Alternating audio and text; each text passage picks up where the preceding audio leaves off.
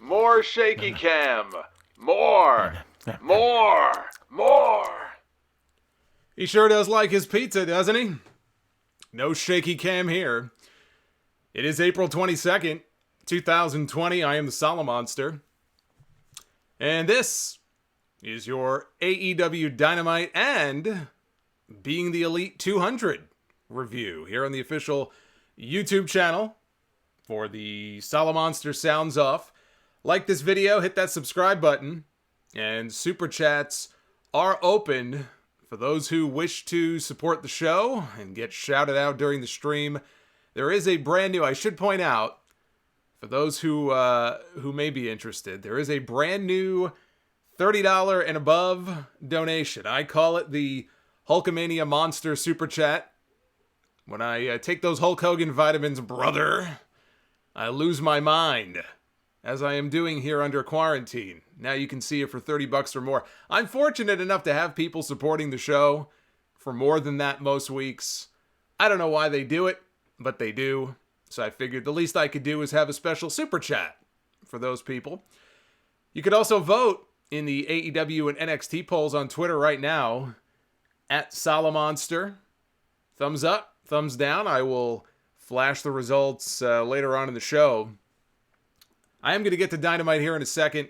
A show that I thought was, on the whole, it was good. I have to say, I haven't been overly impressed by Dynamite these last 2 weeks. The shows have been fine. They're forwarding the matches in the TNT title tournament.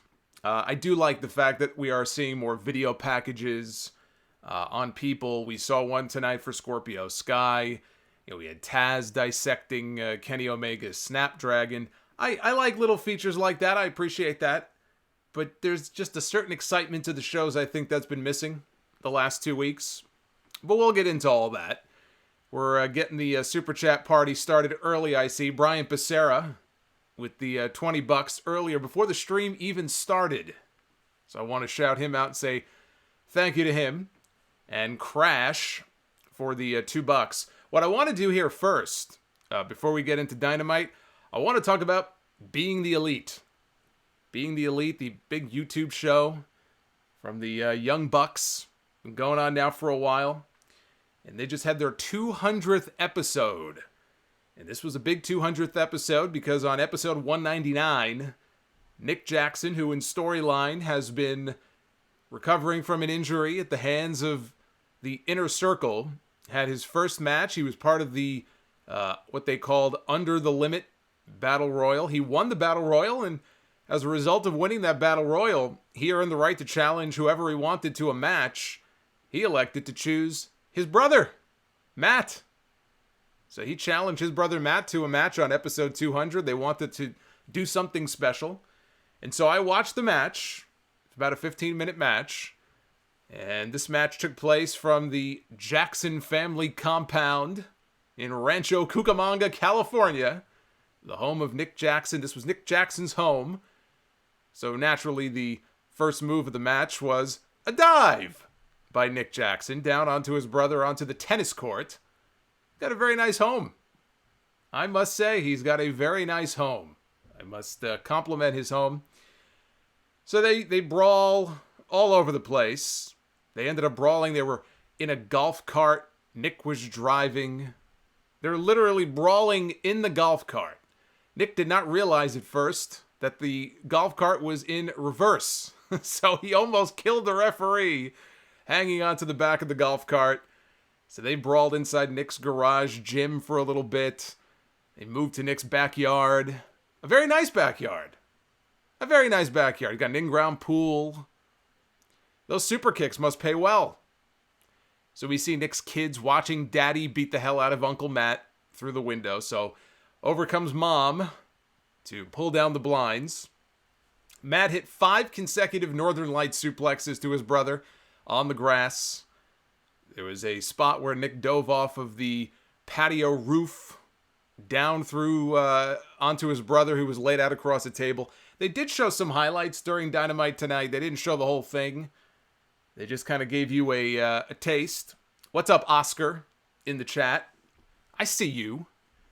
I spy you, Oscar. What's going on, dude? So anyway, they showed some highlights, but this was the full match here.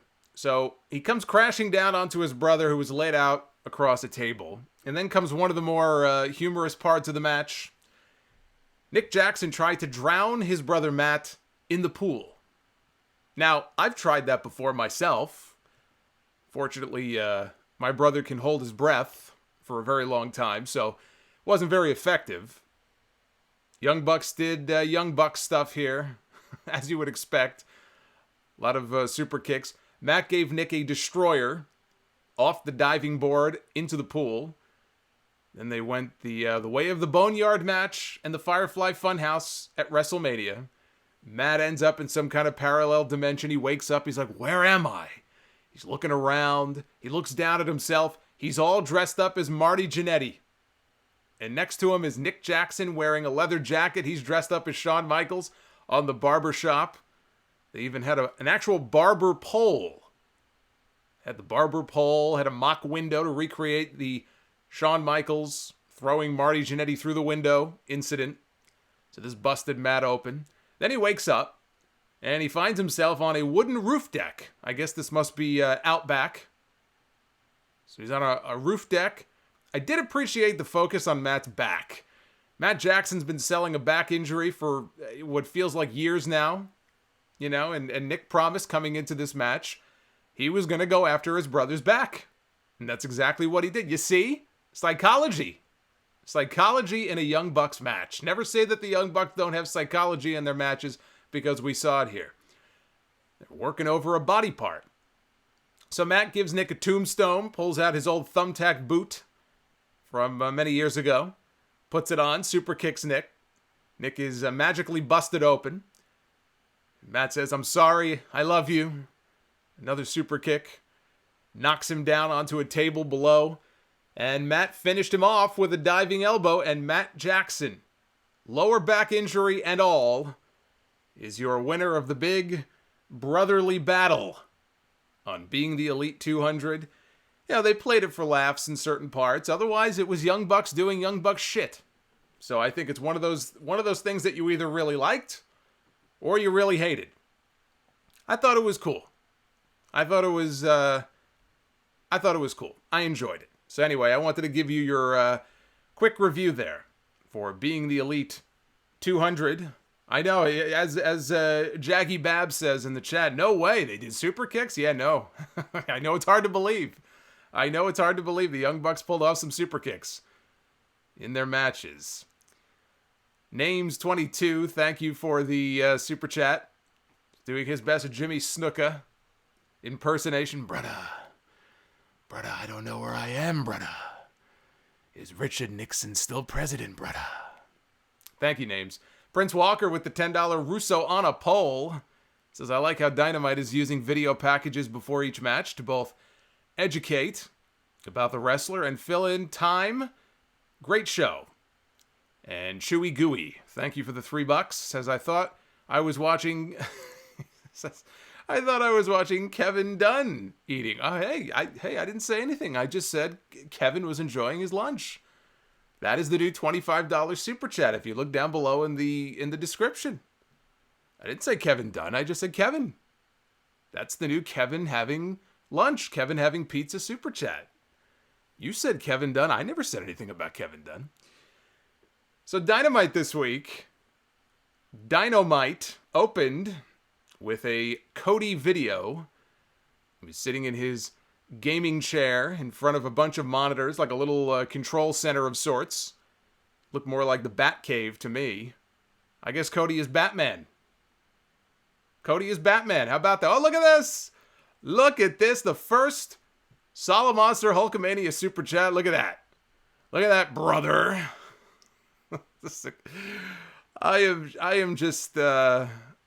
look at this. This is ridiculous. But thank you, Jason Nibbs, for the $45. Look at that. Popping the cherry of the new Solomonster Hulkamania super chat. Thank you, my friend. I appreciate that. So yes, Cody is Batman. He does a nice little introduction for the show. He's running through all the participants in the TNT title tournament and his own desire to win the championship. 32 years, he says, of history on the Turner Networks. Complacency is a dirty word in wrestling, but an ally of top guys here to collect paychecks. Says, thankfully, none of these participants fit that criteria. They have will, they have desire, but who has enough to win? I thought this was cool. I thought this was a very well done introduction. We had Tony Schiavone and Chris Jericho back on the call for the show. They run down the entire card. We open with Darby Allin against Sammy Guevara, TNT title tournament match. I thought their last match of the Revolution pay-per-view back in February was awesome. I knew this wouldn't quite be the same. You know, I mean, no crowd. Just a very different atmosphere. Sammy does not waste any time. Doesn't even let Darby get into the ring. Dives out onto him on the floor. So Sammy grabs a small blue ladder from underneath the ring. He creates a ladder bridge from the ring to the railing. Lays Darby across it. Climbs up to the top rope. And Sammy Guevara, the crazy SOB that he is, does a full-on splash onto the ladder. The ladder, not only does the ladder not break, the ladder doesn't give an inch. Sammy bounced, and if Sammy bounced, how do you think Darby felt?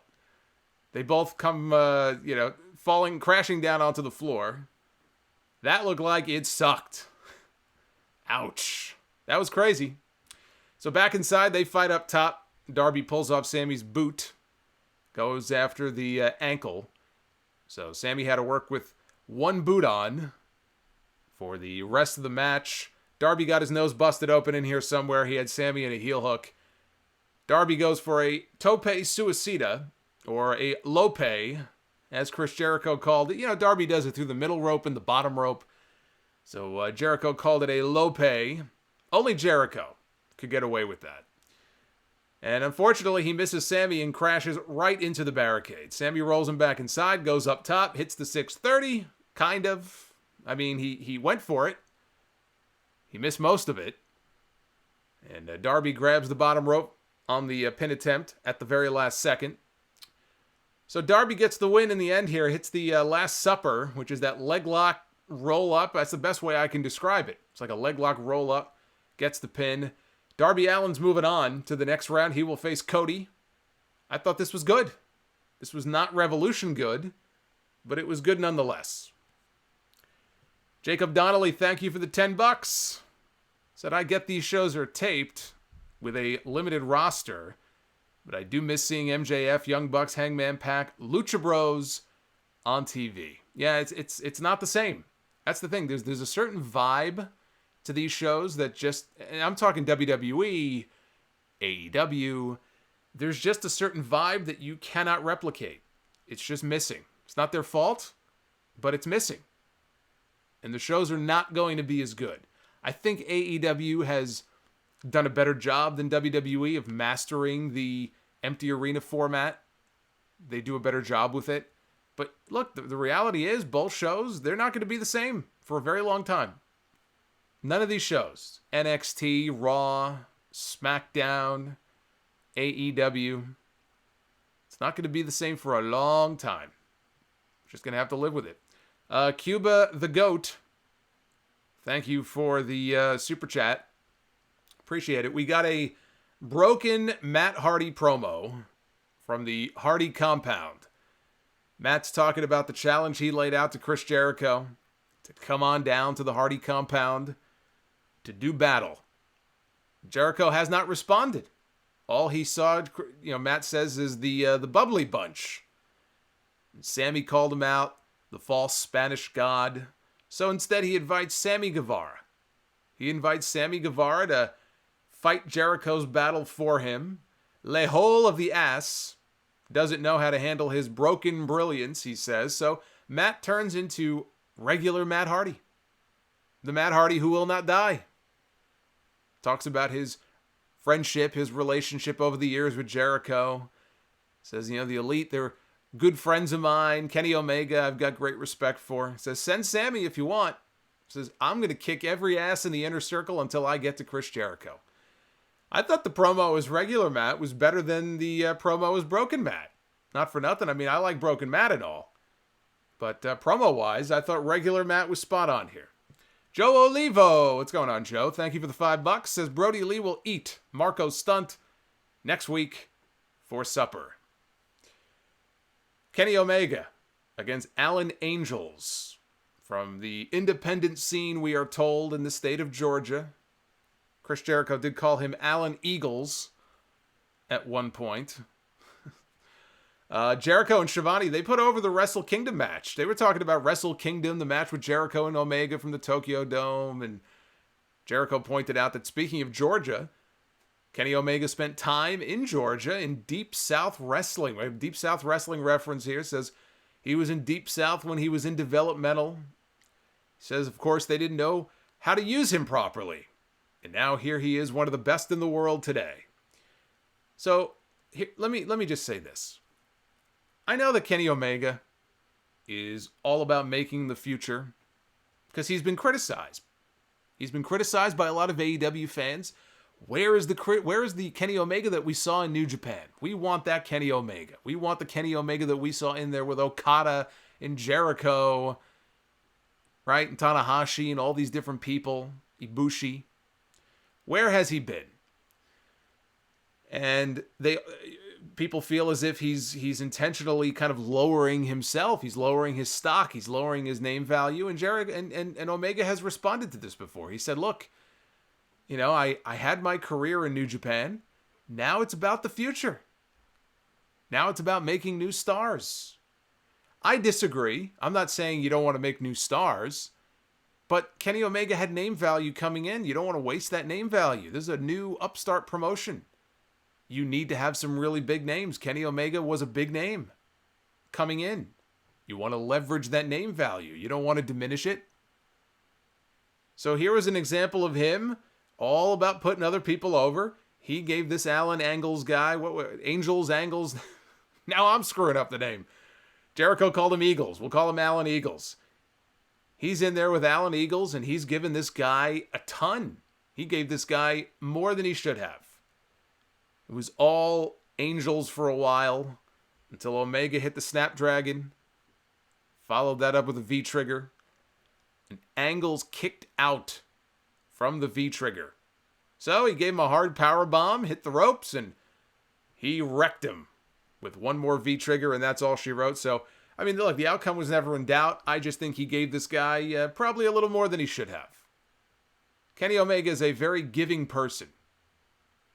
Chris Jericho is that way. The Rock. Think of big names that have come up in wrestling. I mean, how many top stars have there been who have been as giving, you know, earlier in their career when they were a top star as The Rock? I felt like The Rock was putting guys over left and right. I remember him working Lance Storm on Raw, Al Snow, all these different people, and he would lose some of those matches.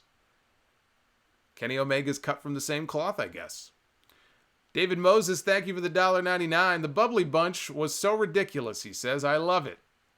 And Kevin, oh my God, thank you for the $5. I appreciate that. We got a Scorpio Sky video package. Talked about how all he has ever wanted to do since he was a little kid was be a pro wrestler. Says when he was a boy, his mother told him there was something special about him. You know, I mean, look, it's his mother.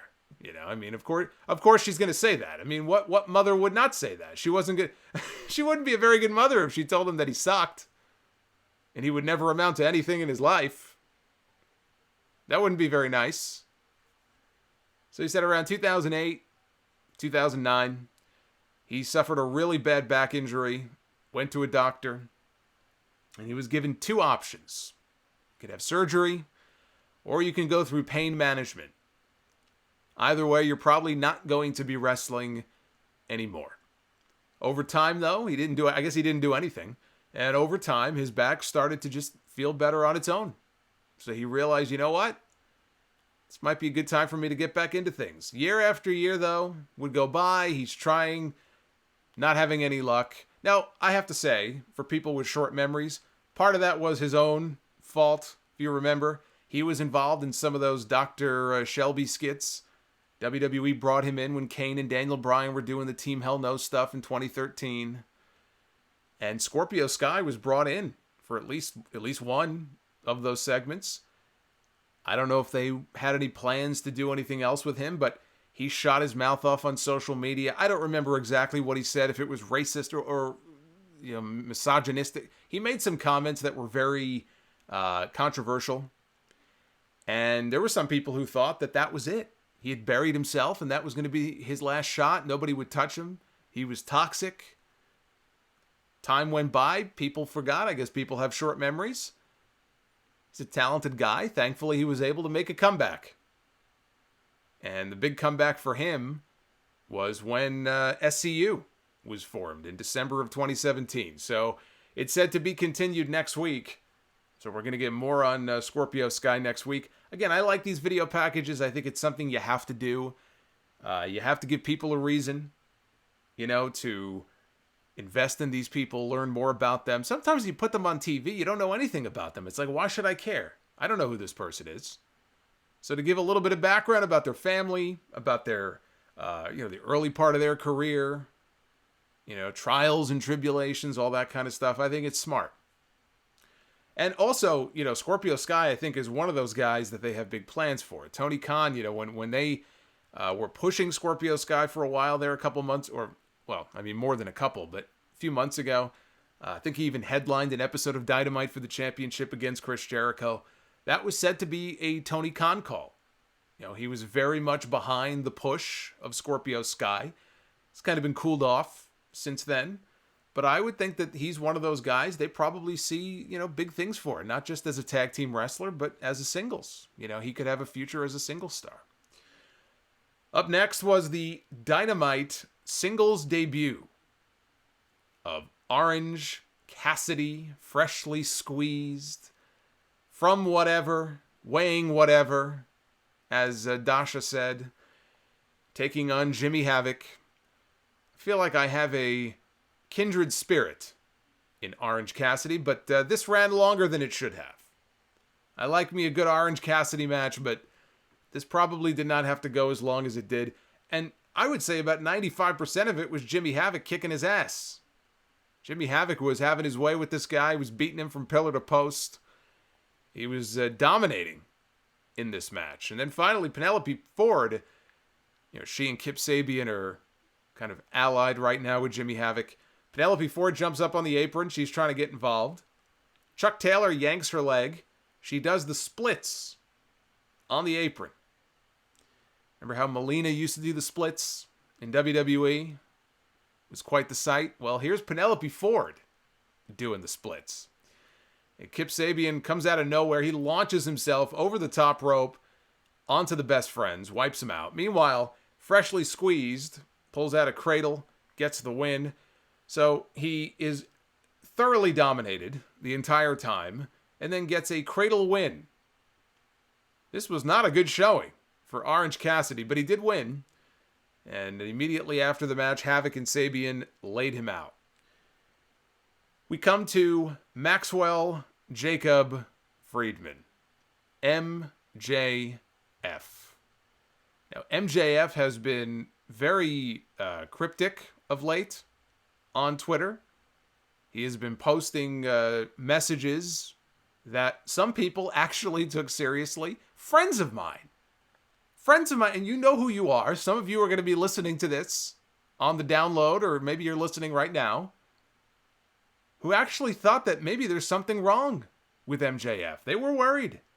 They thought maybe he was really hurt. Maybe he got, CV. Maybe, who knows? Maybe he's suffering. Something is wrong. Something is shoot wrong with MJF. And I just shook my head. I was stunned by the number of people who bought into thinking that something was seriously wrong with MJF. You have not been paying attention now, have you? So we cut to MJF standing outside of what the caption called, the caption read, Max's Rat's House in Cape Cod, Massachusetts. So I guess one of the many rats that MJF stays with. There's an old school term for you. He says he has suffered a serious injury. Took place during his last appearance on Dynamite.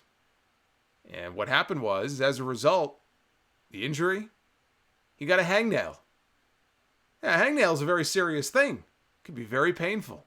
Had his whole arm was in a sling. Says he suffered a hangnail, but he gambled his way through the end of the show. Remember, he was gambling in the crowd with Shawn Spears. He gambled his way through to the end of the show. And in the time since then, unfortunately, the injury became life-threatening. But like a phoenix, says he will rise from the ashes and become AEW World Champion. So now everybody can rest easy, knowing that MJF is okay. He'll be all right. He's hanging out with his rats. I guess he's in his rat's nest. Is that what you would call it? Is that what you? I'm gonna get angry emails now from people offended that I'm even using that word, because everybody gets offended about everything these days. He was in his rat's nest, out on Cape Cod. He's not socially distancing, apparently. Next up, we had Wardlow taking on Lee Johnson. I know Wardlow used to be a big favorite in the chat. I feel like he's fallen out of favor with people. I don't see people going crazy anymore about Wardlow. They've already moved on. These fickle fans. One day you're the most popular person in the world. The next week they're done with you. But Wardlow killed this dude. He flung him around like he was nothing, like just a sack of trash. And he hit I can't even call it an F5. I would call it like an F8. Like an F10 or something. Just flung him through the air and finished him off. And that was the end. That was the end of poor Lee Johnson. Let's take a look at what's going on here with the Super Chats. I think we had a new one that came in from Chewy Gooey. Another Chewy Gooey Super Chat, $5. I feel like Cody and Brandy's dog Pharaoh Rhodes has competition with the Bubbly Bunch's 2 dogs. Yeah, Jericho has like a whole bunch of Chihuahua. I don't know how many dogs does Jericho have? Does he have cats? Maybe not. He has dogs. He has little Chihuahuas. So thank you to Chewy Gooey. I am just trying to get things set up for the phone calls here in a little bit. We will be taking your calls here in just a little bit as we get to the end of the show. So I'll be putting that on the screen here in a second. We got a Dark Order vignette. We got a Dark Order vignette with Mr. Brodie Lee. So it starts with some person, we can't see who it is, drinking a bottle of beer on his computer. He's playing a voicemail from a lady friend. Maybe it's MJF's rat's friend from Cape Cod. And this lady friend is rejecting him on the voicemail. I think she said you're a nice guy or something, but this is just not going to work. And, you know, I mean, we've all heard this before. So she's rejecting him. Meantime, he's scanning through articles online about a Heisman winner or a Heisman Trophy contender who is injured on the football field. So I guess we're supposed to think that this is him. This person has reached rock bottom. He's being rejected by women. He suffered an injury. His football career has come to an end. What do you do? Where do you turn to? Well, he turns to the Dark Order. He goes to the website for the Dark Order, and he applies. Then we cut to Brodie Lee. Brodie Lee is sitting in an office. I guess he's sitting across from this person. We still can't see who it is. And he's asking the guy, so how tall are you? The guy says 6'2". It's like, how much do you weigh? He says 240 pounds. Says, you played college football? It's like, yep. And again, I don't know if this is yet again supposed to be a play off of Vince McMahon or not. I hope not. I think we've had enough of that. But I'm listening to him ask, how much do you weigh? How tall are you? And I just thought to myself, here we go again. The Vince McMahon stuff. But he gives the guy a mask. And he welcomes him into the Dark Order. He says, now you are home. So it looks like we have another new member of the Dark Order. I have no idea who this person is. I don't know if they legitimately were a Heisman Trophy winner or contender. I have no idea.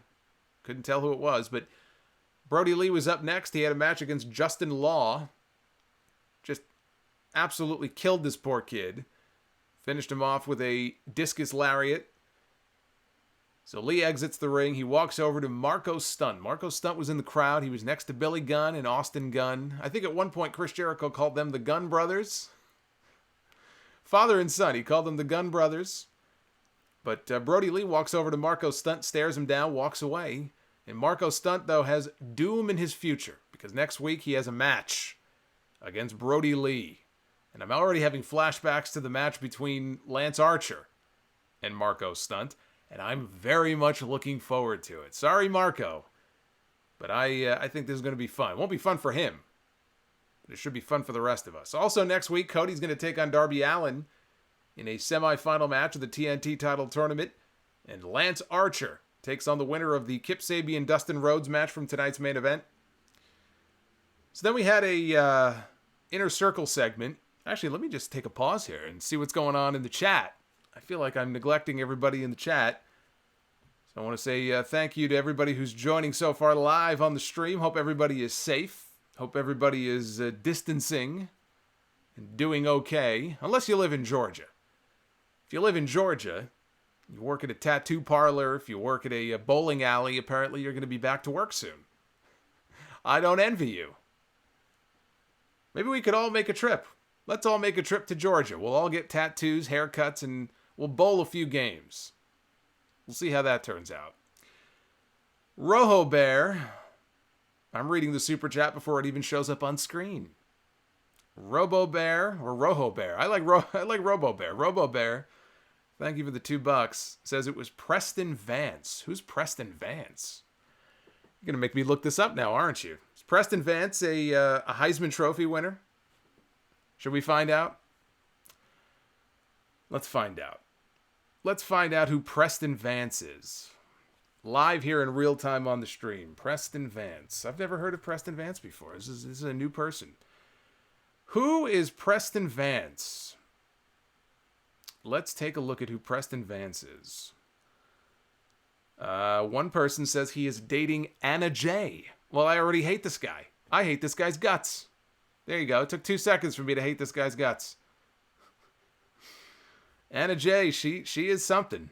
I am very happy that AEW signed her to a contract. I think she has a lot of potential to be something very big on the in the AEW women's division. So I look forward to seeing more of Anna Jay. Apparently, though, Preston Vance, he's seeing a lot of Anna Jay, if that is true, if that is correct.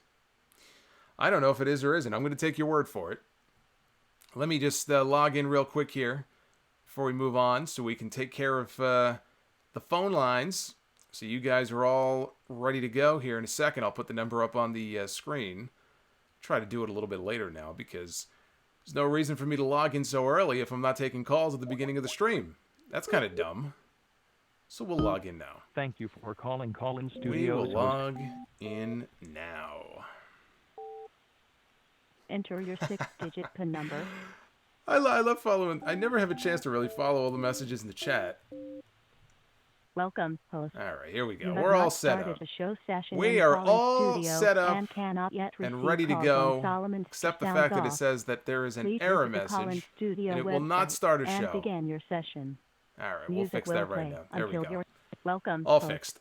You All right, are now so in the we get host room to and can manage your the Bubbly calls from Bunch. The Call-In Studio Now, we web had one interface. Bubbly Bunch Show segment, recording was it last week or 2 weeks? I think it was 2 channel. weeks ago. 2 weeks ago, we had the Bubbly Bunch, which I enjoyed. Some people didn't like it. I don't know why. I thought it was pretty funny. And Chris Jericho rarely has a misfire on these shows. So when I heard they were doing another Bubbly Bunch, I was looking forward to it. I was very much looking forward to it because I thought, you know what? Chris Jericho, Inner Circle, they can do no wrong. I don't know about that anymore. We had Sami Guevara. He was working out at home. He was very upset. He was communicating. He was talking to Ortiz. And he was very upset that hasn't had a lot of luck recently. He was very down in the dumps. You know, Ortiz was trying to, you know, boost him up and make him smile and, you know, tell him all these positive things. Jake Hager tells Sammy, "You're far too beautiful to look so sad. Says sadness is for ugly people." So Jericho's on the line. He tells Sammy, "Look, I don't want Sammy to be sad. I don't want anybody in the Inner Circle to be sad." So he made the suggestion. He goes, "I think that we need to have a flim-flam competition. And the winner of this flim-flam competition is going to get a container of hand sanitizer. And that perks him up. He says, hand sanitizer. So all of a sudden, they start doing their own flim-flam dances. Whatever the hell that is. I have no idea what a flim-flam is. I assume they were just mocking these dumb TikTok videos I keep seeing on my timeline. I'm so sick to death of hearing about TikTok. I mean, TikTok with, Killer Cross is fine. That's a different kind of TikTok. These other TikToks I have no use for. So I don't know. Maybe Flim Flam is a dance.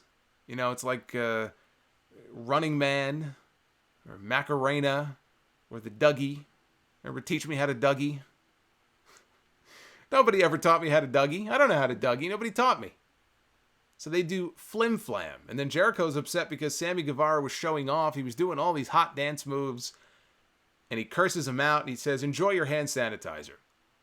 I thought this was a rare miss for Chris Jericho. I enjoyed the last Bubbly Bunch. I thought this one was lame. I didn't like this one. So we'll see if I'm in the minority. I probably am in the minority on that. I don't give a crap. I didn't think it was as good as the first one. So then it was main event time. Kip Sabian, super bad Kip Sabian against the natural Dustin Rhodes in a TNT title tournament match. Dustin Rhodes during the week had announced that if he did not win this match, if he could not beat Kip Sabian here in this tournament, he would retire. They have really been building this as his potential last match for several days now, and I just thought the whole time that it was absolutely laughable. It was obvious that he would be moving on to die at the hands of Lance Archer, if nothing else, just to further the Cody storyline. Archer wants to get his hands on Cody. What better way to get at Cody than to basically destroy his older brother? The story writes itself. I don't know how some people could see it. And also, keep this in mind. They're taping these shows. These shows are not live. They're taping these shows in an empty building. They're taping them in an empty training facility. Do you honestly believe that Dustin Rhodes is going to wrestle his last match in an empty building? So, I think what they were trying to do is fine. If you're going to have Dustin Rhodes and Kip Sabian as your main event, you better put some kind of stipulation behind it. Dustin Rhodes and Kip Sabian might be a main event on Dark. Dustin Rhodes and Kip Sabian is not an appropriate main event for Dynamite. And they tried to make it one here by adding the stipulation. I just didn't. It's just not a Dynamite main event. It's just not. I would rather see Darby and Sammy in the main event spot. So Sabian took most of this. They teased Dustin having knee problems. Dustin made a comeback. Hit the snap power slam. Brandi was out there in Dustin's corner. Penelope Ford was out there in Kip's corner. Penelope tried to get involved. She gets in the ring. She hits the ropes. I guess she's going to, come off and do a dive, I guess, out onto Brandi. Only Brandi gets in the ring and spears her down. So Brandi takes Penelope out of the picture. Dustin follows up with a destroyer. How old is Dustin Rhodes?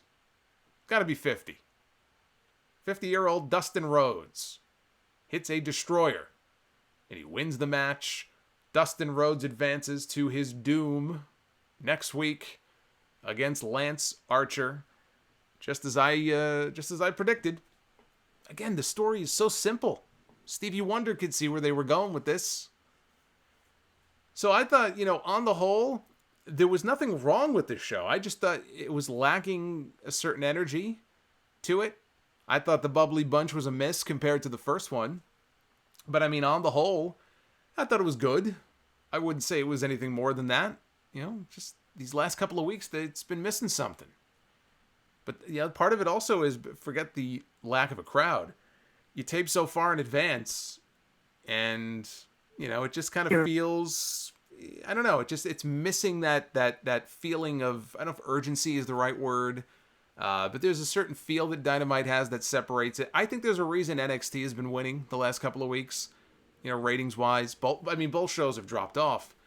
But there's a certain reason why Dynamite has dropped and NXT is finally being competitive. Until they can really kind of get back to business, I feel like this is the way that it's going to be.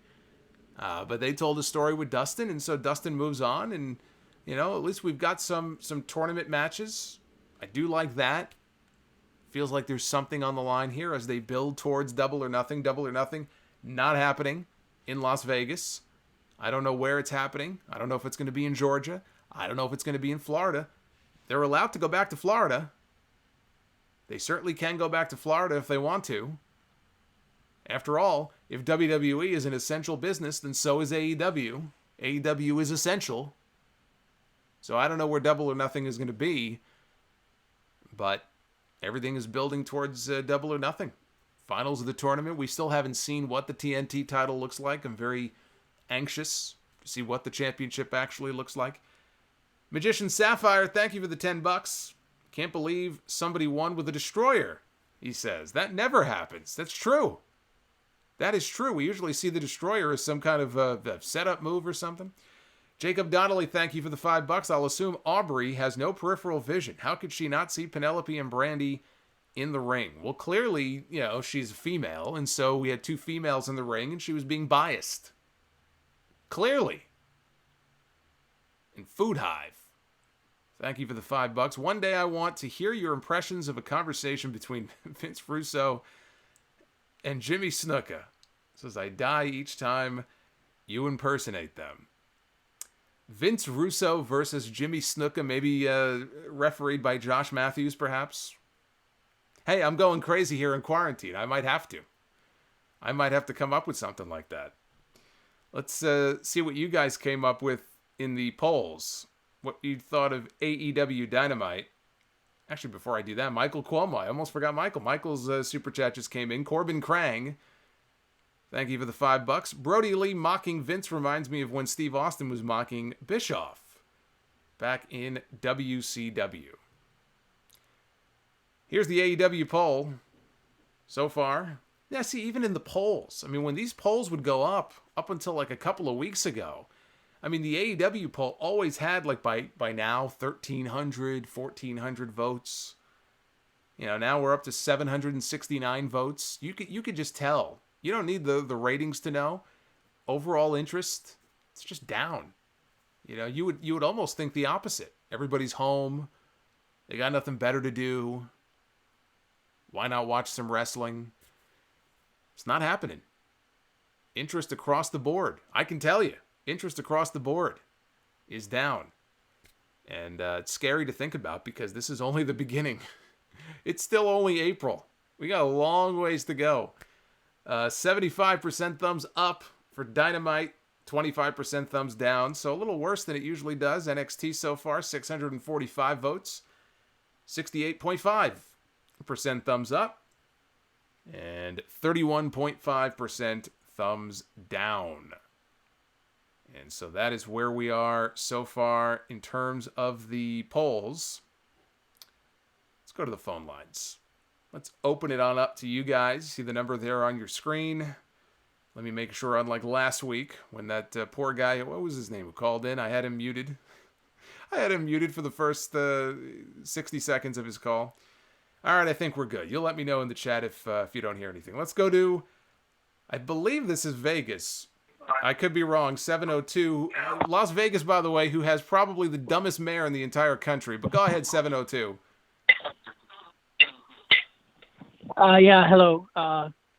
Yeah, our major's pretty dumb. Yeah, I would say so. Not your finest hour today. I was listening to her speak earlier, and boy, I thought we had it bad here in New York, but yikes, out there in Vegas. Yeah, I'm sorry. He's got nothing to say. He's speechless. Hey, you don't have to explain yourself. I get it. I know. Yeah, well, overall, I think Vegas is actually doing okay, except for the major, or, you know, that person. Well, just keep her off TV. Keep her off TV and you'll be fine. Oh, yeah. So, I actually have a few questions. One is about Double or Nothing. Sure. Like the card setup. Mm-hmm.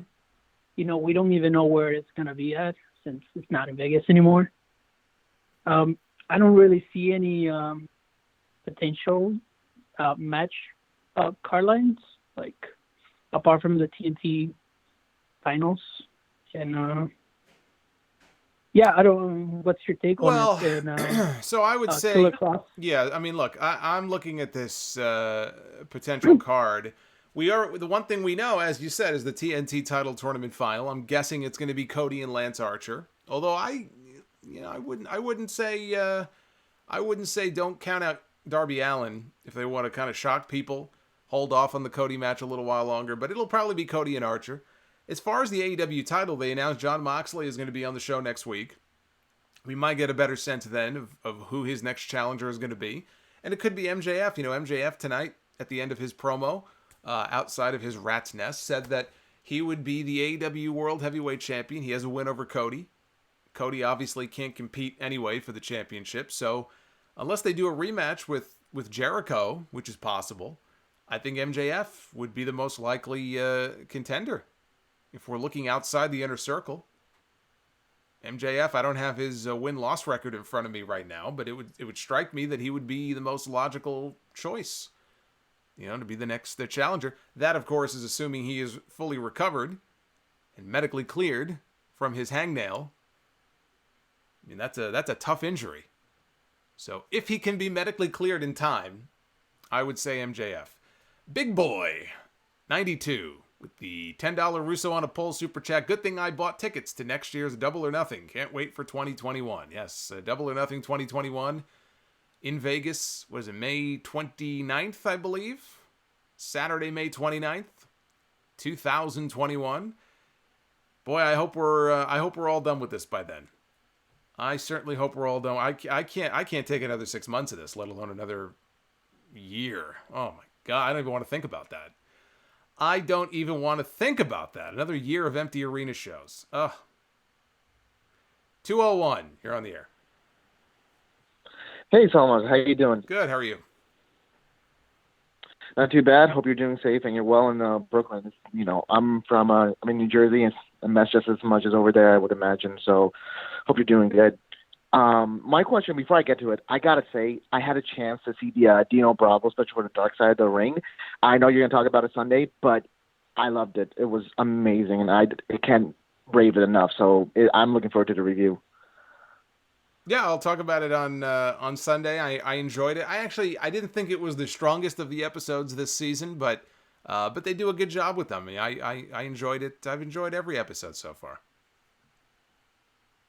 Fair. I'm a sucker for documentaries, so stuff like that always intrigues me. And overall with AEW, I thought it was an interesting show. I agree with you about the main event. It didn't feel like a main event. I would definitely want to switch the two TNT semifinal matches so that it could have been Darby and Sammy at the main event. I feel like that could have been stronger. My question is, I've been thinking about it this past a week revolving New Japan, because I've been seeing a lot of stuff about New Japan and how they've really done an amazing job helping out their employees, the wrestlers. Everyone's, from what I understand, is still getting paid and doing everything that they can to help out. I think Tanahashi even said to the Japanese government, like, don't let us start wrestling until let us be the last, basically, to do pro wrestling when it comes to pro wrestling opening up, because it just that's when we'll know it's safe for everyone to come together. My question is, when New Japan does start up, what do you want to do when it comes to like the main event title picture? Like, do you see anyone right now that, you know, it's hard to say with no card or anything like that. So I'm just curious, like, how would you want to like go about like the next New Japan show when they start up or whenever that happens? Yeah, I mean, that's the question. I wish I knew. I wish I had a better sense of when that might be. I was really bummed that they couldn't do the New Japan Cup. I had Sonata was my pick to win the whole thing there. I mean, I didn't see him going on to win the championship. I kind of saw him going on maybe to win the Intercontinental. As far as, you know, Naito and the next challenger and all that, I don't know. I mean, it's a weird thing. I'd have to look at the pecking order there. I think if I were in New Japan, or if I were any of these companies, you know, when the time comes that we're hopefully able to get back to, you know, actual audience shows and big shows, you got to blow it out, right? Right away, right off the bat, almost like a big celebration. Unfortunately, I think we're still quite a ways off, at least in this country. We're quite a ways off from that. But I would want to do the biggest possible match I can just to, you know, kind of get people back into things. And I don't know if that's, Naito and Okada, or if it's maybe Naito and Ibushi, or some match like that, I think. In terms of storylines and who the next challenger is going to be, off the top of my head, I don't know. My headspace has not been to New Japan for a couple months now, with everything going on. Other than I was just bummed they didn't do the New Japan Cup. But I mean, what are you going to do? I mean, what can you do? I mean, we're going to get Naito and Hiromu. We didn't get that either, so that's a match they're going to have to get to as well. I mean, you could say the same about all these companies. When things are able to kind of get back to normal, whatever normal is, what are you going to do? What's the big match that you're going to try to put together? Because you're going to have to bring people back in. My fear is the longer that this drags on for, overall interest in wrestling, it could be harder and harder to get these people to come back. They find other things to watch, other things to do. I don't think it's an automatic that they're just going to come back in droves and start watching again. And that's going to be harder for an AEW and some of these newer companies because they don't have the kind of equity that WWE has. So they're going to have to work that much harder, I think, to get some of these people back. Let's go to, let's try 740. Hey, Solomonster, how you doing? I'm good. I hear myself in the background. It's like not double vision. It's like double audio. See if you can mute my terrible voice in the background. How you doing today? I'm good. I didn't feel like tonight's Dynamite was up to par with some of the more recent ones. I'm sorry. I think a big part of that though is the star power's lacking. I feel like they're relying too much on squash matches right now, which could be a good way to put people over. Don't get me wrong; it worked back in your day. But you see, people in my area, we grow up with more competitive matches and stuff, so maybe we just don't get it. But what's your thoughts on that? You think WWE, because Raw recently, they feel like old primetime wrestling episodes. Oh, Monday Night Raw? Yeah, they felt like old primetime wrestling episodes in recent weeks. No. I enjoyed those old primetime wrestling episodes. I can't say the same for all these episodes of Raw. Plus, the one big element that those old primetimes had, I guess depending on what time frame you're thinking of, I think of primetime, I think of Monsoon and Heenan and their kind of banter. There is nobody in that company that has the kind of chemistry those two had. At least that, I would find that entertaining. I don't watch Raw and think of primetime wrestling. I mean, I watch Raw and I just think to myself, it's a struggle every week. It's 3 hours and it felt like it was 6 hours watching it this week. Quick buy or sell, real quick. More legendary tag team between the Road Warriors and the Dudley Boys. Who do you think is more legendary and why? And that'll do it for me. Cool. More legendary. When I think more legendary, I think of the Road Warriors. Road Warriors to me are far more legendary than the Dudley Boys. Dudley Boys are a very decorated team.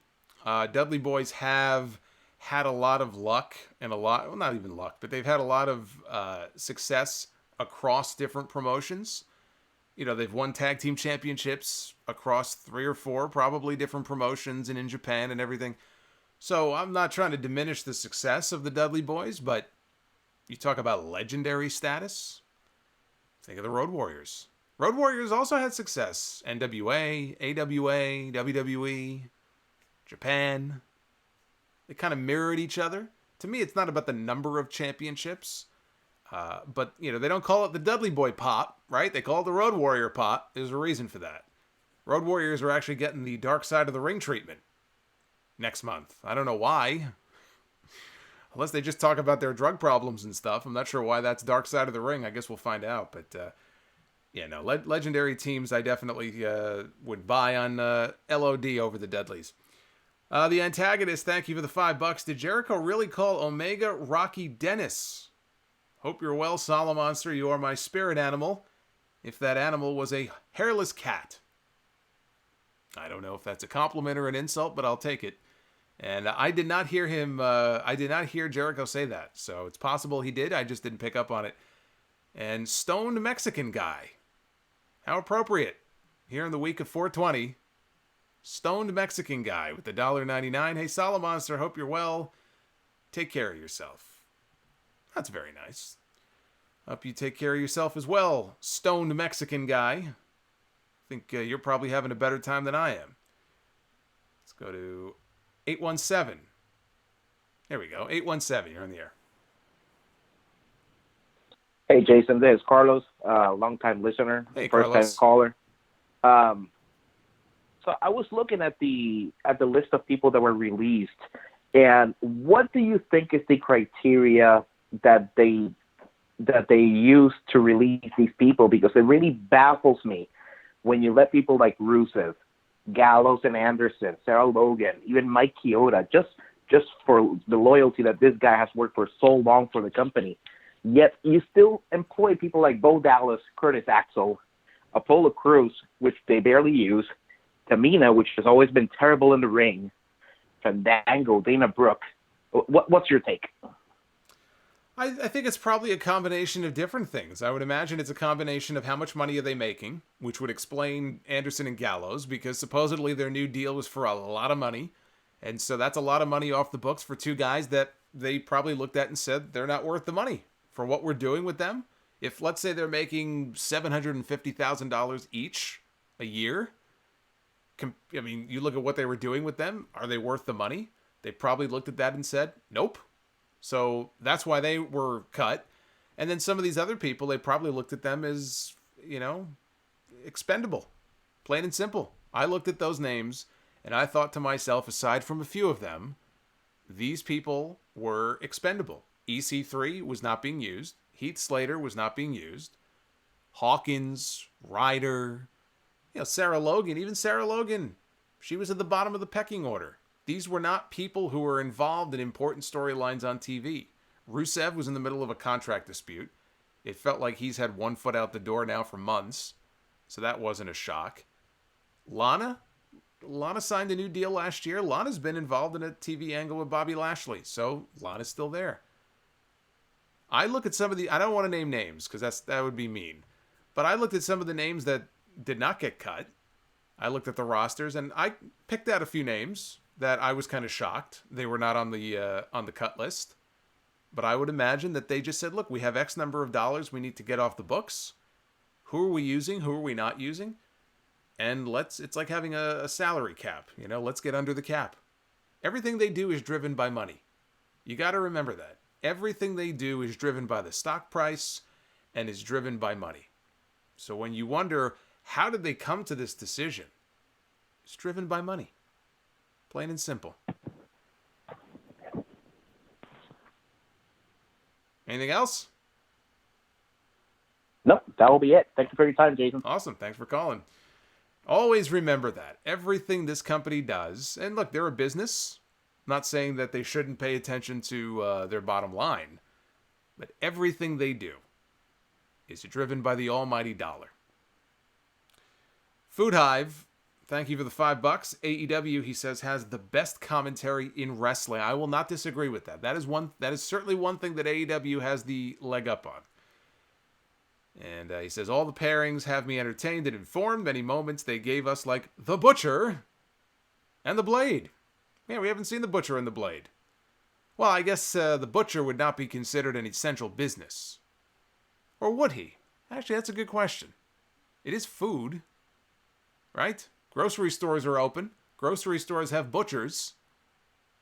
Maybe that's why we haven't seen him. He's in the butcher shop.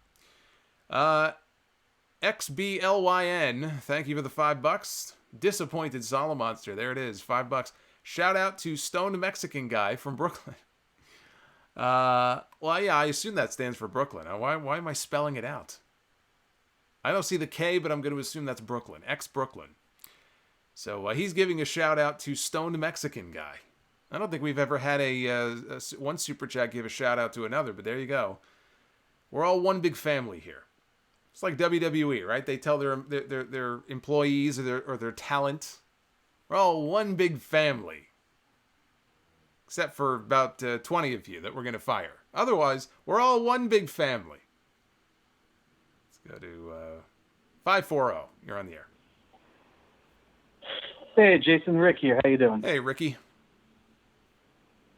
Well, first of all, I gotta say, one big happy family. I think I wish I would get coronavirus after hearing that one. Oh, jeez. Yeah, sorry, bad joke there. But no, I was calling because I want to throw a thought rather than a question. I know that Dark Order hasn't been really well received by a lot of people, and I know that there have been a lot of people who have been complaining about Brodie Lee and his kind of leaning into being a parody of Vince McMahon. But what if, and this is just a thought that I've had, and I've actually written on a Facebook All Elite Wrestling board, what if the whole Dark Order went into the whole allegory as WWE thing? I think it would make for some interesting possibilities, especially when you consider that a lot of people throughout the years have considered WWE like going into the, going over to the dark side and all that kind of thing. And if you think about it, I think it kind of works because you have this charismatic guy in Brodie Lee who's kind of a takeoff on Vince McMahon. You have his two henchmen in Evil Uno and Grayson being like maybe his two henchmen. You can plug in whoever you want, Triple H, Pat Patterson, whoever, and then you have a whole bunch of faceless wrestlers behind them who can't get over for whatever reason because the Dark Order won't let them. And I think that really works in it being kind of an allegory for WWE. And towards the end of it, you could have kind of like a, I guess, kind of an uprising within where you finally have some guys, be they new guys or older guys who got thrown in there to make up the numbers. You could do like maybe a redemption story arc or bring in new stars, kind of rise up from the Dark Order and kind of take it all apart whenever they decide to do that.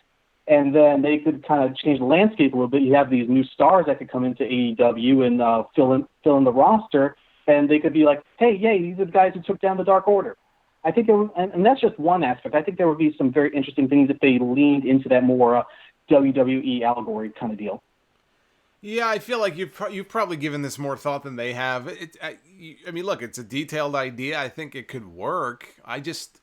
I'm not the biggest fan of continuing on with these sort of comparisons between or these connections between one and the other.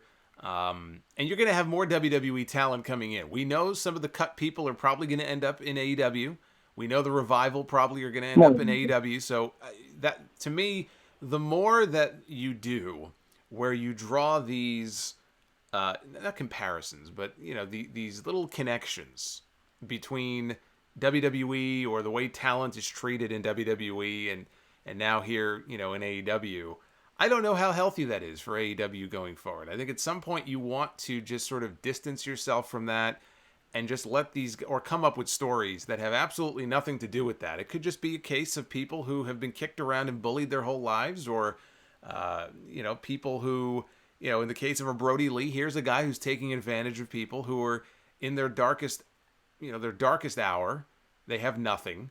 They're on the brink. I wouldn't say the brink of taking their life or anything like that, but he's got these guys that are just completely they've been discarded by the world, and so now he's going to take advantage of this. He's going to use them to surround himself with an army of, it's almost like an army of just drones who are going to just be at his beck and call. At some point they have an uprising and they rise up against him. And maybe out of that, you can get one. Even if you got one new big star, that would be great. Let alone two. I don't know who that would be because the people he's surrounding himself with are not big star material. I don't know who this Preston Vance is. I guess we'll learn more about him in the weeks to come. But you should have at least that one person in the Dark Order who 6 months or a year from now, it's kind of like Batista and Evolution. They kind of have this epiphany and they're like, oh, wait a minute, you're treating us like garbage here. And he rises up, maybe turns the whole faction against him, or, has a match with Brodie Lee and beats him and breaks out on his own. I would hope that's what they're using the Dark Order for. I'd rather they just do a very straightforward story like that. I don't think it has to have anything to do with the WWE. Well, I agree. That's another way to go as well. I just felt that the allegory of Dark Order being WWE was a pretty interesting idea as well. No, but it the is. way you put it. Yeah, no, look, I think they're both. Look, I think both ideas have their merits, and both of them could work. Are they going in that direction? I have no idea. I guess we'll have to just see. It's still very early. But I think if they went in either direction, I think either one could probably work. Oh, all right. Just want to get that thought out there in the ether. Thanks. Awesome. Well, thank you for the call. That was a lot of thought was put into that. I hope that AEW generally, I think, does a pretty good job with their stories. So it's possible they're also putting that level of thought into the Dark Order. I mean, clearly they like the Dark Order angle. You know, they dropped certain aspects of it that didn't work late last year. The stuff where they beat up the Elite, they got away from that. That was a very poorly received segment, if you remember that episode of Dynamite before Christmas. But they've stuck with this Dark Order from the very first show, so they obviously believe in it, and I would certainly hope they have a long-term plan for it. I think we have an international caller here. I don't know what time it would be, but it looks to me like this call might be coming from Australia. Hey, Jason, how you doing, man? Good. Who am I talking to? Zoran from Queensland. Zoran. Australia. Now, what time is it where you are? It's currently 10 past 1 p.m. in the afternoon. Oh, okay. Over here. Middle of the day. So, what did you think? First of all, did you see Dynamite tonight? And if so, what did you think? Yeah, I think they make the best of a bad situation. I thought the Dustin Rhodes main event was a bit of an odd choice. Like I kind of like I wasn't expecting that to be the main event. And then when the lower third came up saying that it was copyright 2020 and the show was over, I was like, oh my god, that was the end of the show. They're ending on Dustin. It was very, very weird. Yeah, I said before, it didn't feel like a main event. That's why they had to add that stipulation, because without it, there's no way you could have ended the show with this. You would have ended with probably something like Darby and Sammy. Exactly, yeah, exactly. And plus, I'm a massive fan of both of those guys, so I would have preferred if that was the main event. I did just have a question about Brodie Lee and the Dark Order. I know a lot of sort of smart fans aren't really a big fan of them making references to Vince McMahon. And I just wanted to ask, do you think a casual viewer would be able to make the connection between Brodie Lee and Vince McMahon? Probably not. I'm guessing I mean, some might, but I think the majority of them, it would probably go over their heads. Exactly, yeah. Like, me personally, I haven't had any real issue with any sort of shots between AEW and NXT or AEW and the WWE. Yeah, but like, I'm completely fine with as many sort of inside jokes as possible. But here's the thing, I think I would counter that by saying this. Would you agree that the audience that AEW caters to is more of an inside audience? I do think that's what's left. I think like week one, when they had I think like 1.4 million viewers, I think that was a lot of casuals. But I think now they're hitting like 600 something thousand. Well, I do think now it has sort of whittled itself down to people who would understand it. But I don't think it's necessarily that bad of an idea. Okay. Any other thoughts from the show? Nothing too much. I just want to say thank you so much for putting out your show. I watch it every week, and I'm a massive fan, mate. You're doing a great job. Awesome. I appreciate that. Thanks for calling in. And definitely call back. I love hearing from all the international folks. I know, like, over in the UK right now, it's probably, what is it now? 2 o'clock in the morning? 3 o'clock in the morning? Probably not going to hear from many Brits, I'm guessing. Calling in after an empty arena taped Dynamite show. It's not exactly a hot night. But I always love hearing from the international folks. Let me just catch up here on these super chats here. Denzel Jenkins, the $1.99, says, I love you, Stone Mexican guy. Look at, hey, this Stone Mexican guy, he's getting over more than me here. We got to be careful here. And Dried Chicken Without Flavor, our old buddy is back, $5. After watching another Dark Order video package, Mr. Brodie Lee is starting to become more like a James Bond villain character. I wonder if that's kind of the intent. He's supposed to be, one week he's Vince McMahon, the next week he's James Bond. Well, to tell you something, he doesn't look like a James Bond I've ever seen. He might be portrayed like James Bond, but he don't look like no James Bond. I've never seen James Bond look like that before. Let's go to 423. You're on the air. Hey, Jason, how you doing, man? I'm doing this well. This is James. Hey, James. I'm the one from Georgia. We got James from Georgia. So from what I understand, now correct me if I'm wrong, but I believe at the end of this week, is it tattoo parlors, barbershops, and bowling alleys that are reopening? Yes. No restaurants? Yeah. Restaurants will be open. Not, they're still going to keep it like, maybe 6 feet, and that's what I've heard. So a lot of people are happy about it. Some people not so much. Are you going to be? Are you planning on going out, or are you going to be playing it safe and staying in? Well, I'll, Friday I'll be going to help my neighbor move some stuff out of the trailer. Other than that, after that I'll stay in. Probably the safe thing to be doing. Yeah. But I was going to say, I thought AEW was a decent show. I didn't agree with the main of. I wouldn't call it a main event. I would call it to me, just another match.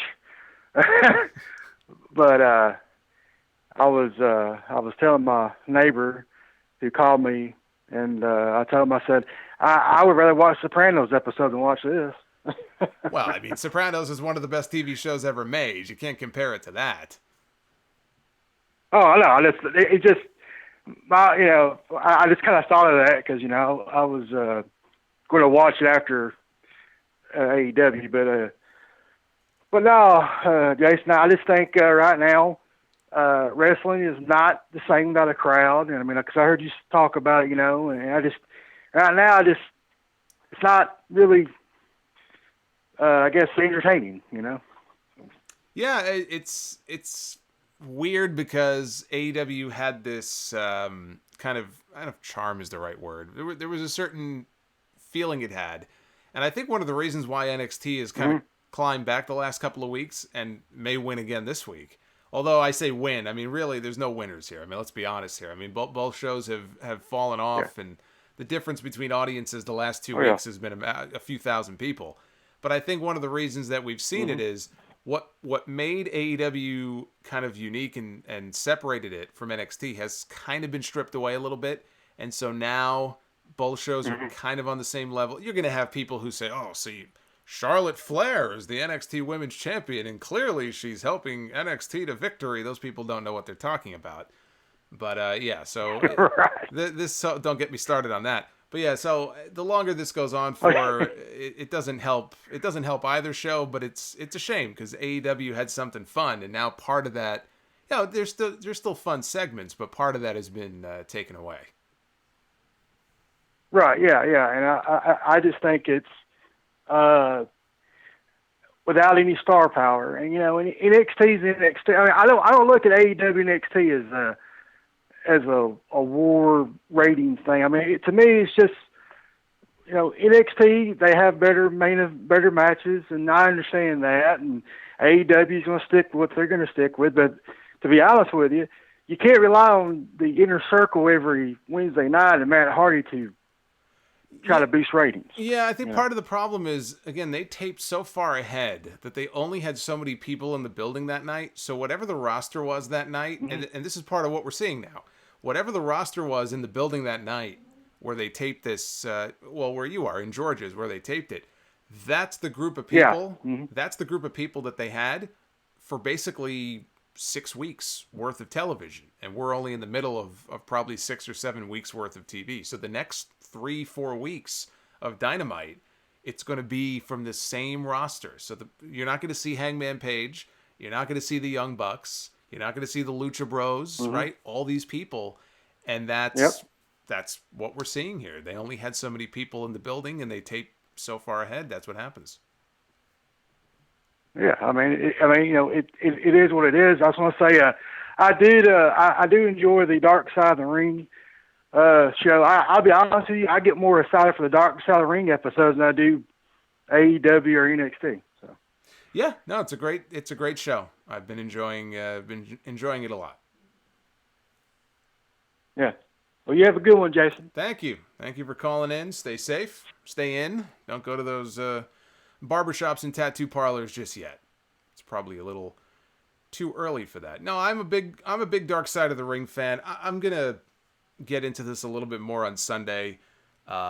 People were asking me what happened to the Brawl for All review. I've been getting a lot of really positive feedback, and I want to take a moment here and just thank everybody who's listening, either live or on the download, people in the chat, because I've been getting a lot of really positive feedback. I've been putting a lot of work, a lot of time, a lot of research. I mean, some of this stuff I already knew, but they don't always have time to cover everything in these episodes, and I'm a sucker when it comes to going into like some of the wrestling history and stuff. So, the Snuka episode, the Brawl for All episode, some of the other shows, the Benoit stuff, I've enjoyed talking about it and putting that stuff together, and people have reacted well to it. And people were asking me, what happened to the Brawl for All review? I wanted to go back and I wanted to watch it on YouTube. It is still up, by the way, if you want to listen to it. It's episode 647. You could always listen to the full episodes. But just to address that real quick, the episode got hit by Vice. Not episode, the review got hit by the Vice YouTube channel with a strike. And this is similar to what happened a couple of months ago with AEW, when I got hit by an accidental strike because they're looking to take down people who are uploading full episodes of their shows. Well, I got hit for no good reason. Now, thankfully, that was resolved with AEW within a few days. I've had no such luck with Vice. I got hit. I've reached out to Vice. They have ignored me so far. I have the name of a person there. They've completely blown me off. They don't want to help me at all, apparently. Have not responded to me. Have not acknowledged the situation. It's obvious to me I could see, in the claim. I mean, it's literally like the episode number, the season number. It was probably an automated thing, courtesy of our wonderful friends at YouTube. And Vice has just given me the silent treatment so far. So I have filed a legal claim because I know, that I certainly didn't do anything wrong. The funny thing to me is if you go on YouTube right now, you type in Dark Side of the Ring, you go take a look at what comes up. I mean, you're going to see full episodes right on down the list, and those are all still up. And yet, for some reason, the Brawl for All review got hit. And there does not seem to be any resolution forthcoming, and it hurts the channel, for no good reason, through no fault of my own. Again, I'm a big fan of the show, enjoy reviewing it. It's literally a graphic and me talking. I mean, it's ridiculous. The whole situation is completely ridiculous. So that's kind of where we are. The video is going to be down as long as this is going on for. I would assume at some point it'll be resolved. When it is, like the AEW review from a couple months ago, it'll hopefully pop right back up. But in the meantime, it really hurts. It hurts the channel. It's not just that one video went down. It hurts the channel. So hopefully this will be resolved soon, because it's not a good look for Vice, certainly, if they're going to just ignore the situation. And it's really crappy for content creators who just don't have a leg to stand on here. Content creators are the ones who are getting screwed over. If it's happening to me, it's happening to other people too. And it's not right. It's not right at all. Troy Turner, thank you for the $5. Says if Brodie Lee wants to be Vince, he would have to have a God/$1 million man complex, or be a raging D-bag, whichever works best, I guess. Well, I think that's kind of the character he's trying to portray, isn't it? He's acting like a real, He's talking down to his guys.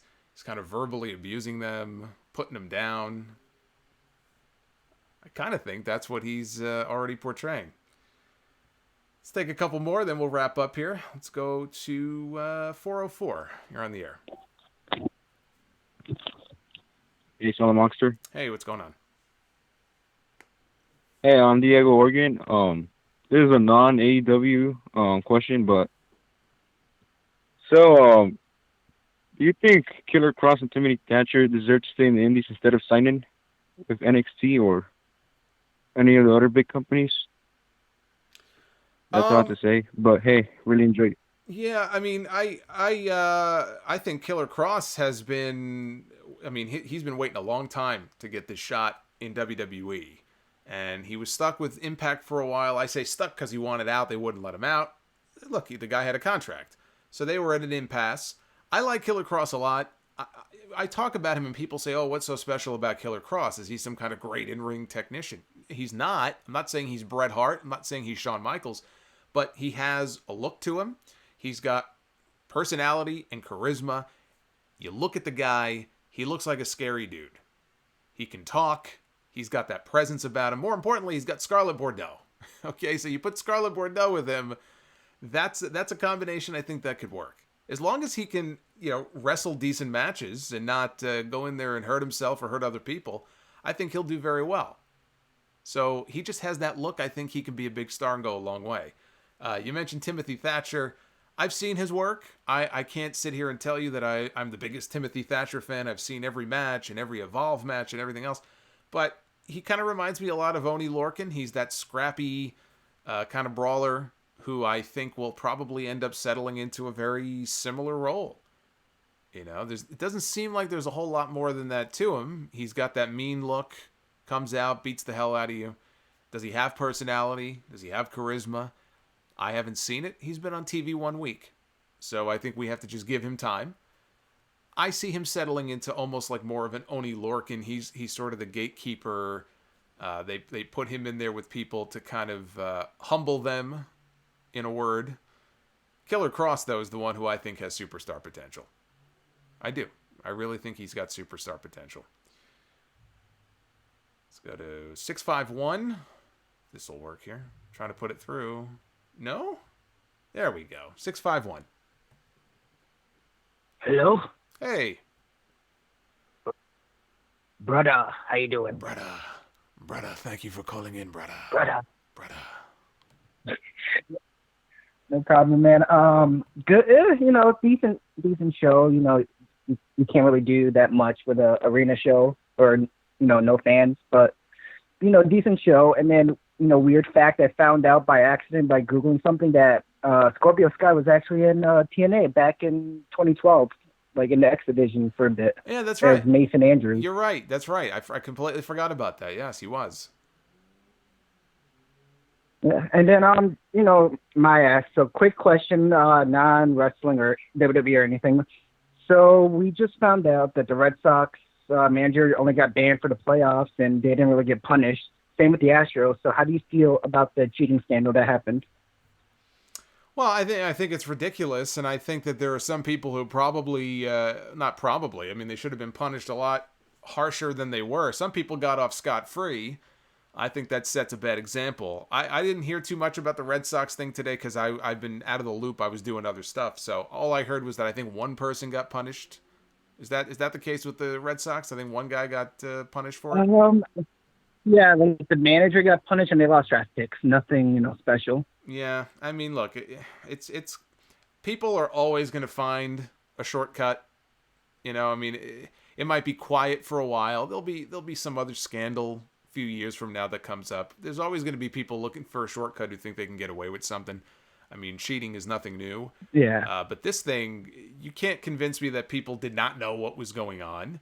They had quite the sophisticated little system in place there, and a lot of people look the other way, and you got to pay the price for it. So I think, Houston fans might not like to hear that because it's their team, but that's the reality of it. Some people got away with something they shouldn't have gotten away with. Exactly. And then quick shout out to my homeboy, my advocate in the live stream, Turtlehead. Love you guys. Love and Turtlehead. Then and then I'm going to make a challenge to Stony Mexican. I'm coming for you next Wednesday. Oh my goodness. A challenge has been laid down to Stone Mexican guy. He might be too stoned to compete, though. That's not fair. That is true. He might be Jeff Hardy. Well, I think Jeff Hardy had more problems than being stoned, but that's for another day. But thank you for the call. I appreciate it. I appreciate the call. I think Jeff Hardy had more problems than weed to worry about. But, brother, he had a lot of problems, brother. Stick to the coconuts, brother. Food Hive, thank you for the $2. The Walking Dead season 1 through 6 or Breaking Bad. I can't vote against it. Breaking Bad is one of the greatest television shows ever made. And by the way, I'm so glad you brought that up. I don't know how many of you watched Breaking Bad. or maybe you're in the middle of watching Breaking Bad, I can sit here and tell you that one of the greatest, if not perhaps the greatest, spin-off of a major television show is Better Call Saul. And it's quite genius what they did. I mean, they took a character from, I'm not giving anything away, but they took a character, a side character, a relatively minor character from Breaking Bad, and gave him his own television show. And it's 5 seasons in. They got 1 more left to go. I have no idea when they're going to be able to film it with everything going on. But there's 1 season left of the show. This show is incredible. And it's a spin-off with a minor character from another TV show. It is incredible what Vince Gilligan and all of them have been able to put together. If you're not watching it, you're really missing out. You gotta. I would watch Breaking Bad first, and then start Better Call Saul. Even just the way it's shot, like the cinematography and everything. It's a beautiful show. It's a great television show. I have never steered you wrong with my recommendations, right? I've recommended The Shield. I'm recommending this too. It's a great show. Let's see, who did I... Oh, man, I missed a whole bunch of them here. I got to play catch-up. Troy Turner, dropping the super chat earlier. If Brodie Lee wants to be Vince... Oh, I already said that. Troy just got a second shout out. Here we go. Aaron Banks, thank you for the $5. Non-wrestling question. What comedy team do you like more, if any? The Three Stooges or Laurel and Hardy? I'm going to go neither, and I'm going to go with a choice that you did not include, which is a little faux pas on your part, but that's okay. Abbott and Costello. My mother raised me to be an Abbott and Costello. See, here's the thing. When you are growing up, I think you obviously take after your parents in a lot of cases. Your parents, they sit you down in front of the TV, you're watching what they watch, and so you become fan, or you listen to the music they listen to, right? That's generally how it works. That's probably why I grew up a Hall & Oates fan and all that. And Abbott and Costello was a favorite of my mother. She had all the tapes, so as I grew up, I watched Abbott and Costello. And they are my favorite. I've seen every Abbott and Costello movie. Abbott and Costello Meet Frankenstein. Abbott and Costello Meet the Mummy. Hold That Ghost. Buck Privates. Naughty 90s. Of course, that's where the whole Who's on First routine comes from, which is literally played in the Baseball Hall of Fame. You sit on a bench. There's a room with a TV on a loop. And they play the Who's on First routine. Go on Pandora. You can start an Abbott and Costello comedy channel. You can listen to all their comedy routines. Abbott and Costello are number 1 for me. Dried chicken without flavor. Thank you for the $7. Once this world problem is over. Thank you for calling it that one. Some people get it, right? We'll call it the world problem. Once this world problem is over, every wrestling crowd will be massively super over. Let's all stay strong throughout this. And Food Hive with the $2. Again, that was from earlier. Thank you for the support. Let's take one more. We got a whole bunch of them, though. I hate to leave people out. Well, let's do 2 more. Let's go to, let's see here. We'll start with 502. 502, you're on the air. Hey, Solomonster. How you doing? Good. Who am I talking to?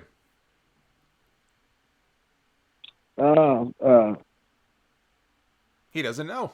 Mike. Is this Stone Mexican guy? No, not Stone.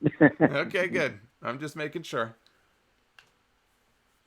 Now I wanted to ask. Well, first I just want to say the AEW. In my opinion, and I know they're not, great every single week, but the fact that they are so creative with how to keep the show, not just the creative, the creative, aspect they have to keep the show interesting is great in my view because, with the Bubbly Bunch and, this just certain stuff could be the heels and faces on, each side. I appreciate how creative that they are doing like how creative they are being. I wish WWE would follow suit. But at the same time, I think that maybe it's a thing. The reason why WWE does not do such things as far as this or that, just have some type of flow from the outside is because maybe they're trying to follow the CDC, or maybe they're not. I don't know. What's your opinion on that, if you don't mind me asking? Yeah, I think that's probably. I'm going to let you go there, but I think that's probably a fair point. There's certain. I say restrictions. I mean, it's not like the law necessarily in all these places, but they're under certain restrictions as far as what they can and can't do, and that's just the way it's going to be for the foreseeable future.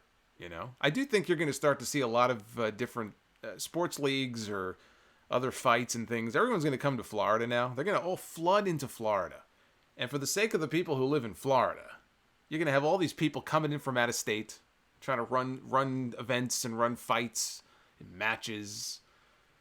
And hopefully they're not bringing anything in with them. Otherwise, that's going to be very bad for the state of Florida. You got a lot of old people who live in Florida. That could be very bad. I'd love to hear from the people in the state of Florida what they think about all this. If I lived there, I wouldn't necessarily be very happy about that, but that's me. Ryan W., thank you for the $5 here, dropping a late super chat here. A little after 11:30 as we get ready to wrap up here in just a second. But first, we will go to area code 914. Hey, Solomonster, how you doing tonight? Fellow New Yorker, how you doing, my friend? I always love talking to a fellow New Yorker. Yeah, indeed.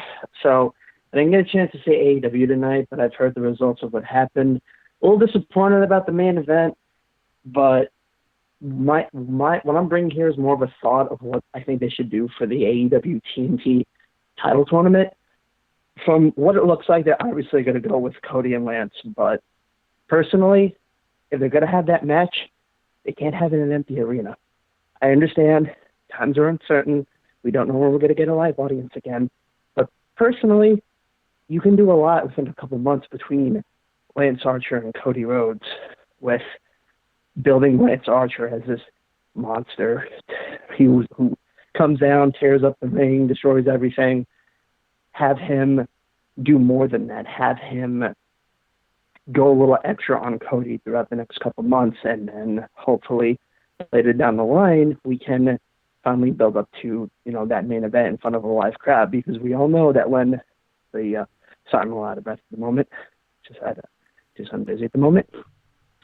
Uh-oh, shortness of breath. Are you okay? Yep. Yeah. Okay, Trust me. Good. All right. Trust me. I'm good. I'm good. Sorry for that. But all right, I'm good now. Well, here's the thing. Yeah, Here's the thing with that. So, I agree. I think it's going to be Cody and Archer, but if you delay it, and you could do that, you could have Darby pull out the upset because Darby doesn't have a win yet over Cody. Cody's beaten him twice, I think, and have Darby go. You have the big man, little guy. Darby puts up a fight. In the end, he loses. Lance wins the championship. Archer's only had a few matches. He hasn't wrestled any real competitive matches yet. I guess he had the one with Colt Cabana, but that wasn't, super competitive. So maybe you put some more distance between him and Cody before they have their first match.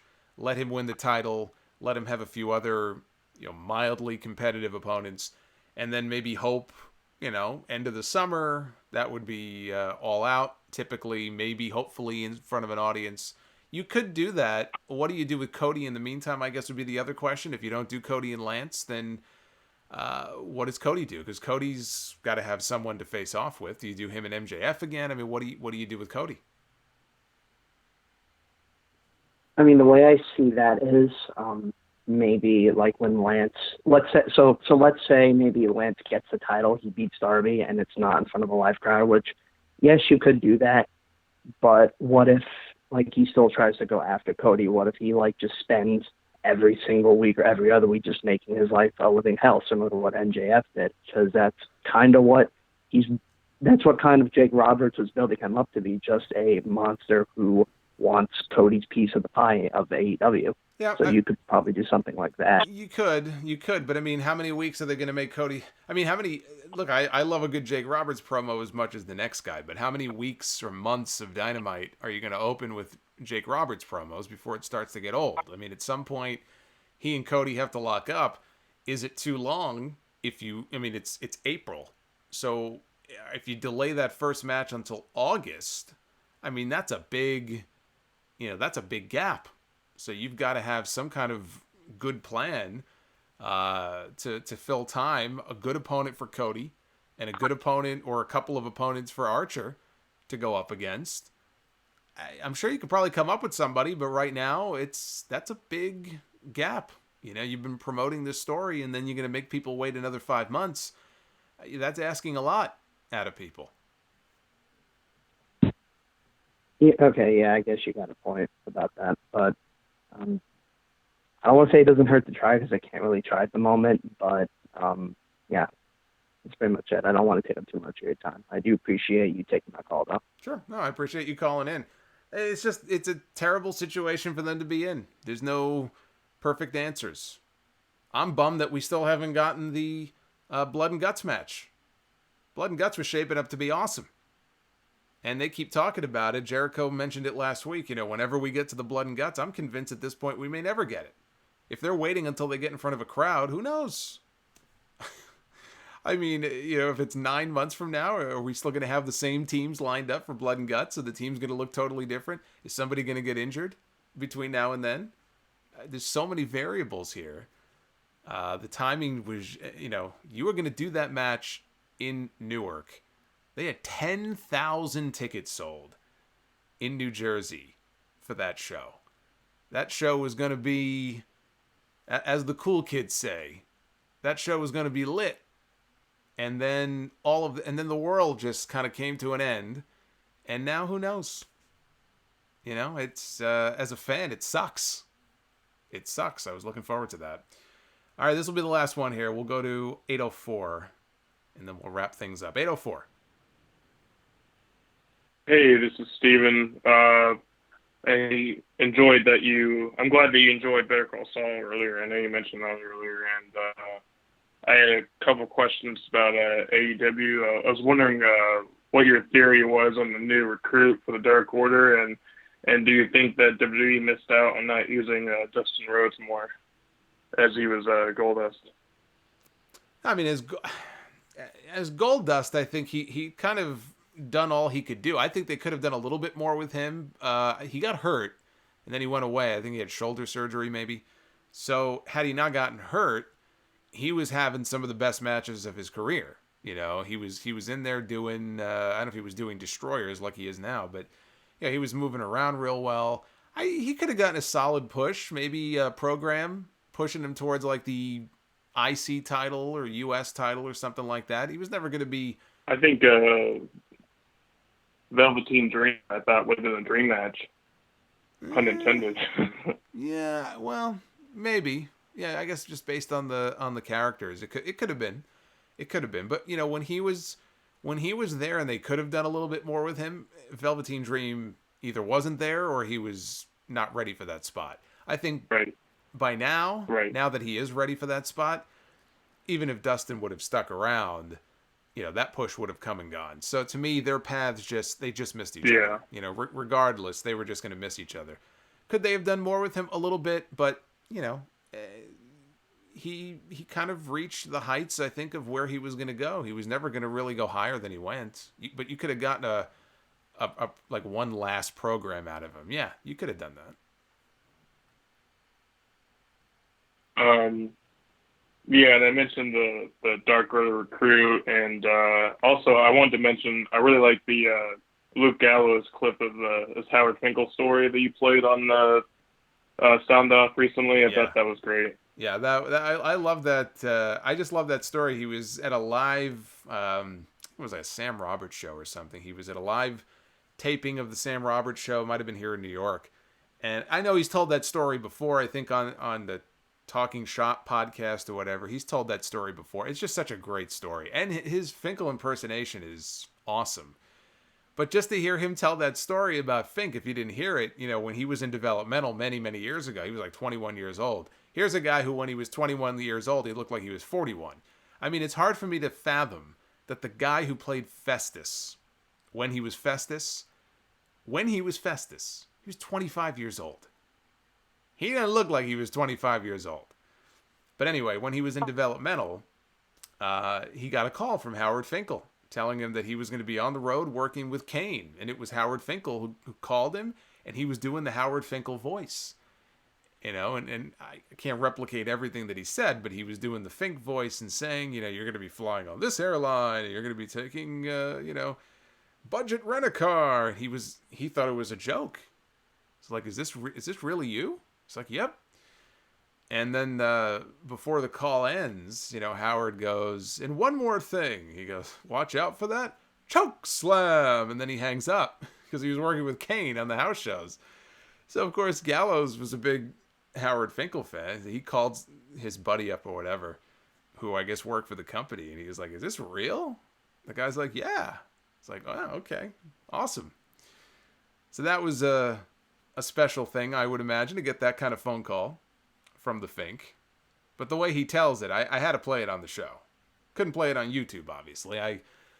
Maybe I could have, but I didn't want to take the chance. But on the download, episode 648, I did embed the audio in there in my Howard Finkel tribute, if you want to go back and listen to it. And anyway, I miss the Fink. Not just because he's gone, but for years now, just having his voice as the ring announcer. I miss the Fink. Anyway, let's take one last look at the poll. Actually, before we do that, Chris Quillman, thank you for the $5. Says, I got a late start watching AEW tonight, but I wanted to make sure you got this before the end of the stream. Well, I did. And Dry Chicken Without Flavor. Mr. Brodie Lee should be the face of the Double or Nothing 3 next year as a mob boss persona. He don't look like a mob boss, though. He doesn't look like a... You know what he looks like? He looks like maybe like something out of Ozark. Like he's got like a poppy seed farm that he runs or something. He'd fit into a show like Ozark. I can't picture him on a show like The Sopranos. That just doesn't work. But let's take a look at these polls one last time. Ozark, by the way, on Netflix. Jason Bateman, another recommendation. I've never let you down. AEW 74% up, 26% down. And we take a look at NXT, 69.7% up, 30.3% down. As the police choppers circulate over my head. I don't know if you can hear that or not. They found me. Brother, they found me. Anyway, thank you to everybody who is in the chat, lighting it up right now. Love the discussion. Love the fact that you guys join me here each and every Wednesday. I appreciate the hell out of all of you for it. And thank you again for the kind words about the Finkel tribute, the Dark Side of the Ring stuff. Again, hopefully with Vice we'll get this fixed. This could be fixed in 2 seconds if Vice would actually respond to me. They don't seem to care, unfortunately. So it's been really it's been ruining my week here. But anyway, hopefully it won't happen. I certainly hope it doesn't happen again before this other strike comes off, or else we got big problems. So thank you for all the support. I will see you for episode 649 this Sunday. We'll have a lot to talk about, including Dino Bravo on that show. And then back here again next Wednesday for the final Dynamite stream for the month of April. We got one more left to go here this month. And hopefully you'll all come back and join me for it. Maybe we'll get another person who chimes in with the new Solomonster Hulkamania Super Chat. And who is that? Who is that in the chat? I just saw somebody in the chat say something. I wanted to give somebody a shout out, and I forgot who it was. Anyway, I give all of you a shout out. Have yourselves a good night. Stay safe, and I'll see you again on Sunday and again next Wednesday. Take care, guys.